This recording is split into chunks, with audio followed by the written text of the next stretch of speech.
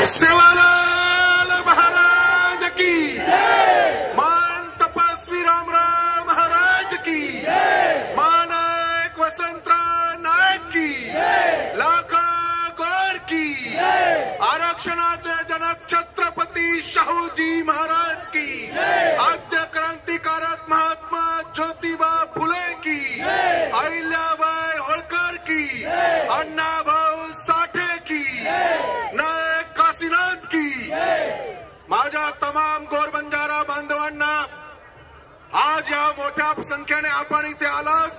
आपण दाखवून दिलं की हा गोरबंजारा समाज आता झोपलेला नाही, हा गोरबंजारा समाज आता जागा झालेला आहे। कुणाची बापाची हिम्मत नाही आपल्याला रोखण्याची, हे आपण सिद्ध करून दिलेलं आहे। म्हणून माझ्या बंधूंना आणि भगिनींना मला सांगायचं आहे, हा लढा खूप मोठा लढा आहे। हा लढा भावनिकतेने चालणार नाही, हा लढा अतताईपणे करून चालणार नाही, अत्यंत शांततेने शिस्तीने आपला हा लढा लढायचा आहे।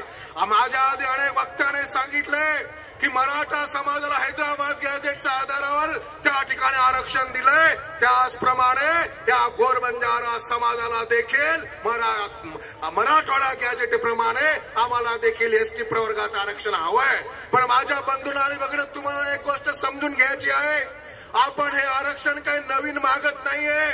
आपण हे आरक्षण आपण एसटी प्रवर्गामध्ये आधीच होतो, पण 1871 नंतर 1952 ला आम्हाला विमुक्त जाती करून इथल्या लोकांनी आमच्या सोबत षडयंत्र केलेला लक्षात घ्या। मला या भारत सरकारला, या महाराष्ट्र सरकारला सांगायचं आहे, अरे तुम्हाला किती पुरावे पाहिजे?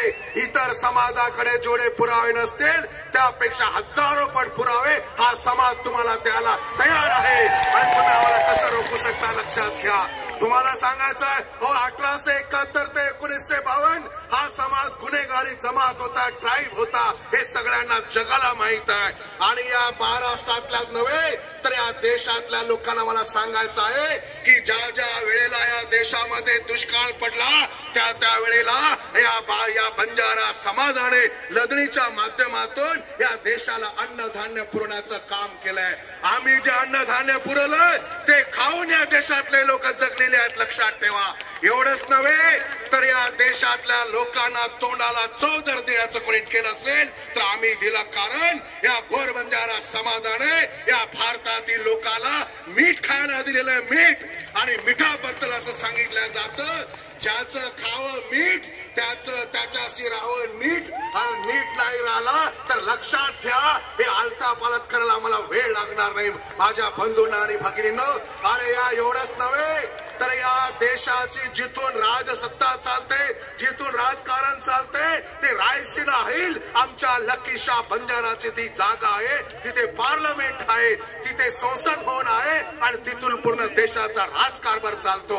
या लोकांना रस्ते आम्ही दिले, या स्वातंत्र्य लढ्यामध्ये आमच्या कितीतरी लोकांचं बलिदान त्या ठिकाणी गेलेलं आहे। म्हणून या भारत देशातील या सरकारला, महाराष्ट्र सरकारला मला सांगायचं आहे की घोरबंजारा समाजाला आदिवासी मध्ये जाण्यासाठी ज्या ज्या काही निकष लागतात, अटी लागतात, त्या सर्व निकष, त्या सर्व अटी आम्ही पूर्ण करतो। कारण हा समाज आदिवासी आहे, इथे आमच्या माता भगिनी आहेत, यांचा जो वेश आहे तो वेश बघा, इतरांपेक्षा वेगळा आमचा वेश आहे, आमचं खानपान वेगळं आहे, आमचे सण त्योहार वेगळे आहेत, आमची बोली भाषा वेगळी आहे, तर आम्ही गावापासून लांब राहतो। ह्याच गोष्टी आहेत की ज्याच्या आधारावर या समाजाला आदिवासी आरक्षण आपण दिलंच पाहिजे, तुम्ही आता रोखू शकत नाही। हा गोरबंजारा समाज या सगळ्या संपूर्ण समाजाच्या वतीने मी आपल्याला ताकीद देतो की येणाऱ्या दिवसामध्ये हे असे आंदोलन करण्याला मला भाग पाडू नका।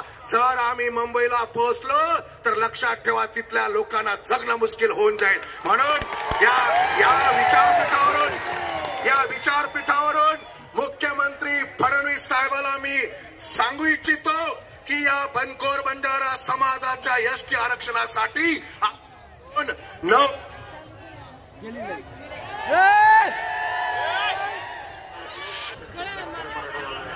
हॅलो या गोरबंजारा समाजाच्या एसटी आरक्षणासाठी आमच्या 2 नवयुवक तरुणांचा त्या ठिकाणी बळी गेलाय, ते शहीद झालेले आहेत। उमरगा तालुका नाईक नगर मोरम तांड्यातील आमचा पवन गोपीचंद चव्हाण यांनी आत्महत्या केलेला तो शहीद झालेला आहे। तेवढंच नव्हे तर भेंड टाकळी तांडा तालुका गेवराई जिल्हा बीड येथील आमचा बाळूभाऊ चव्हाण हा देखील शहीद झालेला आहे। या शहीद झालेल्या मुलांच्या कुटुंबियाला मुख्यमंत्री साहेबांना माझं सांगणं आहे की प्रति व्यक्ती प्रति कुटुंबाला आपण किमान 10 लाख रुपये त्या ठिकाणी मुख्यमंत्री सहायता निधीमधून तुम्ही दिलं पाहिजे आणि त्यांच्या घरातील एका व्यक्तीला सरकारी नोकरीमध्ये त्यांना आपण घेतलं पाहिजे म्हणून ही मागणी या ठिकाणी करतो।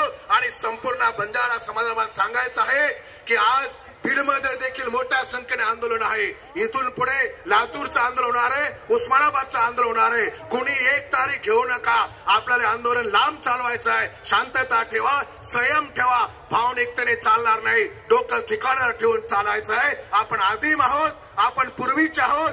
ज्या वेळेला इथे धर्म नावाची गोष्ट नव्हती त्यावेळेला इसवी सन पूर्व 8,500 वर्षापूर्वी सिंधू संस्कृतीतला हा समाज आहे, हा वेगळेपण जपलेला समाज आहे। म्हणून या संपूर्ण जालनातील सगळ्या जनतेला मी लाख लाख कोटी कोटी धन्यवाद देतो की आपण एवढ्या मोठ्या संख्येमध्ये इथे आलात आणि निश्चितच येणाऱ्या दिवसामध्ये आपण आरक्षण घेतल्याशिवाय थांबणार नाही। म्हणून एकच सांगतो, जो हमारी बात करेगा वही हम पे राज करेगा। आणि म्हणून ज्या ज्या लोकांना आपण मतदान करतो त्या आमदारांना मला सांगायचं आहे की ही मागणी फक्त आमची नाहीये, आमच्या मतावर तुम्ही आमदार खासदार होताय।